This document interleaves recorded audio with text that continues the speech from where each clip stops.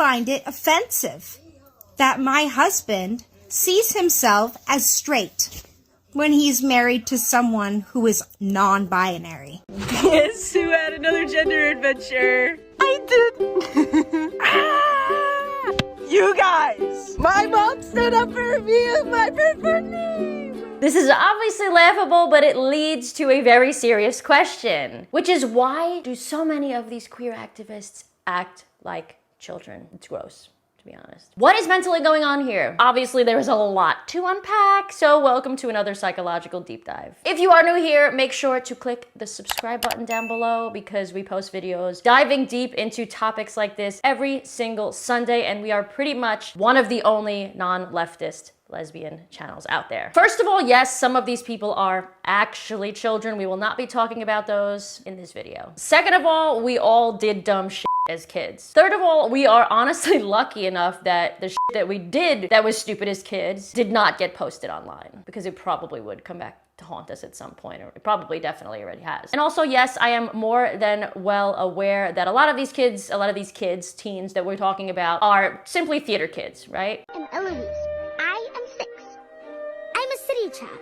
I live at the Plaza Hotel, which is huge and wonderful and très elegant, especially at Christmas time. I'm actually not talking about that type of person either. For a second, I just want to talk about the actual meaning what I'm talking about here when I say acting like children. Because it's not that I don't think adults can have fun, play dress up, play pretend. Hell, like I've done videos for years on YouTube about fetishes and role play and such. Like obviously that's okay as long as it's consensual. No, what I'm actually referring to is number one, the lack of ability to distinguish fantasy from reality. Starburst, Lauren, Lorax pronouns, Rar, Rars pronouns, Mingle, Mingles, Beep, Boop, Jas, Jasper, Bites pronouns, Rax pronouns. God, on behalf of the sane section of the majority of the LGBT community, I have to say, bibbidi bobbidi boop. The fuck? Number two, the constant shift blaming. I mean, we see this kind of thing all the time. You know, the typical kid that has a bunch of chocolate on his mouth, that just ate a bunch of chocolate, blames the dog, but it's very obvious that it was the kid that did it. Number three, feelings over logic. I am non-binary. I am a non-binary woman. I have a vagina owner. I find it offensive that my husband sees himself as straight when he's married to someone who is non-binary. Two great posts on X about this. One said, so she won't accept his identity, but will force hers. Interesting. Second one said, trans activist logic. What matters during sex? Pronouns, clothes, the other person's inner self-perception. What doesn't matter? Sex organs. This way of being is also very childish. Hello, obviously. You know when you were a kid and you pretended to be invisible and everybody else that was like around you had to pretend as well? These adults have never grown out of that stage. This is literally all about feelings, zero about facts. I mean, it's literally on the surface. Everything about you screams woman and female. Your looks, your voice, your attitude, your mannerisms, your body shape, the fact that you are female and have a vagina. I'm not a woman, so you're not straight. You're actually queer. He won't give me the acceptance of, yes, I understand we are a queer marriage and I am inherently queer because I am attracted to all vagina owners. But now because you're telling someone, your husband in this case, that because you feel like something else, even though nothing physically about you has changed, that he must identify as something else, is the epitome of narcissism. I mean, there really is so much of a hot ass mess with queer activism. I just genuinely wish things would just go back to the way they were. Even just a few years ago, right? When gay men were gay men, wore makeup, right? And still called themselves gay men. Like my friend Lucas's film, Makeup. Check this out. So, which hand seems to be giving you the issue? The right.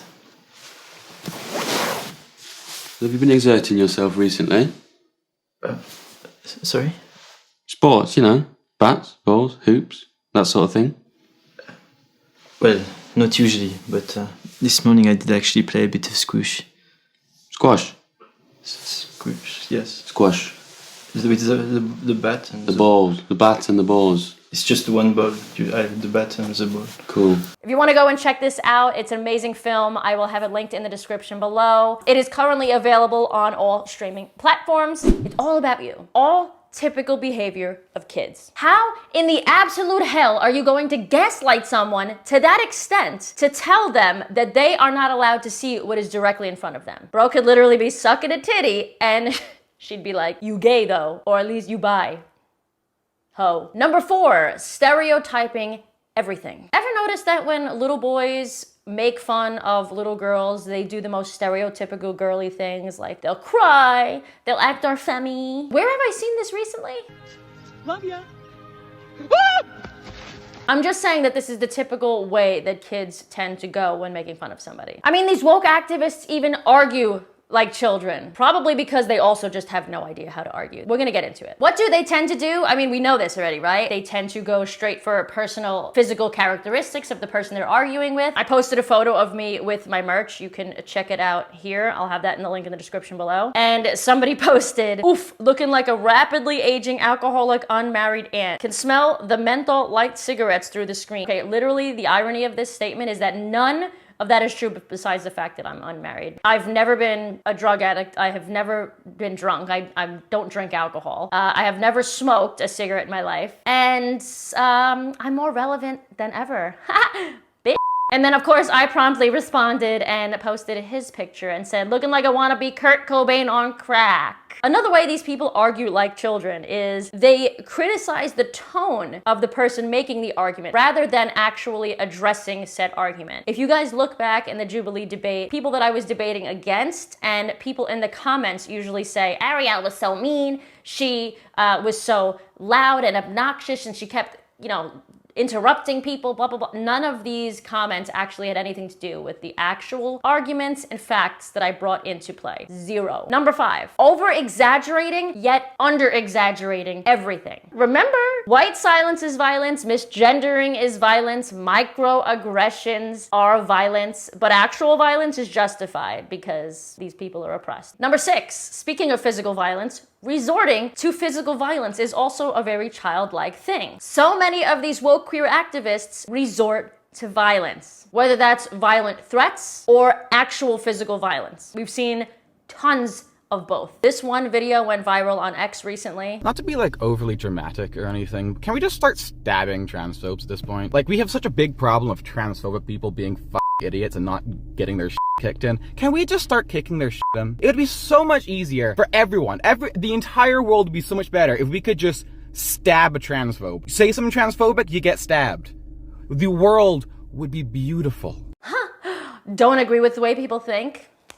Stab them. I mean, there are multiple studies that show that the older somebody gets, the less likely they are to engage or at least react in a way that causes physical violence. In 2019, the percentages of students in grades 9 through 12 who reported having been in a physical fight during the previous 12 months were higher for 9th graders, 26%, and lower for 12th graders, 18%. And as you can see, it went down each year by 2 or 3%. Kids' brains are still developing. Our brains do not even fully develop until the age of around 25, 26 years old. Children also have less ability to control their temper, less understanding of consequences. I wonder where we've seen that recently. Yeah, well, I just think right. Well, he, well, he. His pronouns are he, him. Now, are you going to respect that, or is this they, them gonna turn you into a were, was? Threatening violence. The reason people under the age of 25 tend to opt for that is a number of things, but one thing is definitely because they don't have the proper tools yet to verbally fully express themselves. Like, these bitches have never gone to therapy a day in their lives, probably, or they are just over-coddled and have never been properly put in their place. Very important, remember that one. There was a moment that they cut out of the Jubilee debate recently that I was in a month ago. The non-binary person on the other side kept correcting Becky when Becky was saying he, him to describe Sam Smith, and the non-binary person kept going, they, them? They, them? You mean they? And Becky was like, bitch, no. Like, she didn't say bitch, but she was like, you will not disrupt my freedom of speech. You will not control my speech. And the they, them literally had no idea how to act. Like they froze. It was probably the first time someone had ever properly put them in their place and told them, no, you will not control me. Remember, we are the participation trophy generation. I've said this before. And now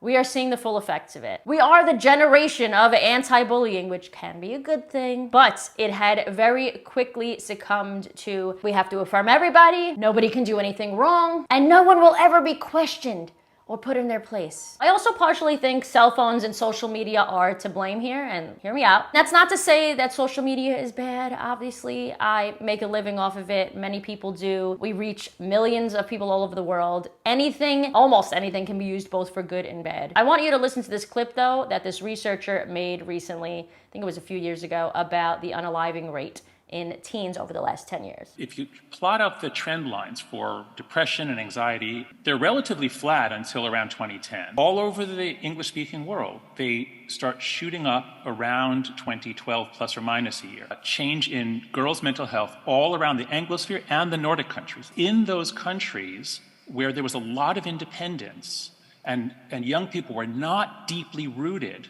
in communities, in religious communities, and in families. There's a lot of individualism. When everything changed around 2012, all the kids got smartphones, the girls all went on Instagram, and you cannot grow up in networks, you have to grow up in communities. Truly, I think this all boils down to three main reasons why these people act like children. Number one, they were and are given too much power with little or no pushback. I mean, it's human nature to want to push the envelope, go all the way to the edge to see just exactly how far you can get. How much control can you take? Number two, some of them, probably legitimately so, are mentally unwell, are suffering from things like depression, anxiety, autism, DID, whatever. And as we spiritually know, hurt people hurt people. And number three, they were coddled. They were not forced to grow up. They still haven't grown up. And many of them are educationally stunted as well. I mean, COVID didn't help that. Listen to what this teacher has to say. I know all last week, all over social media,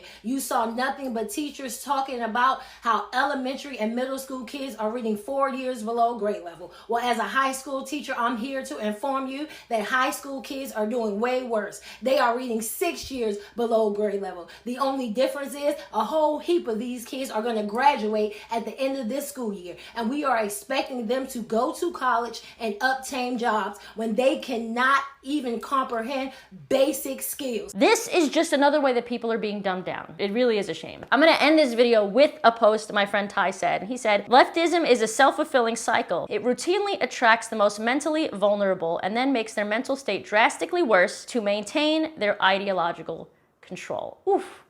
Oof.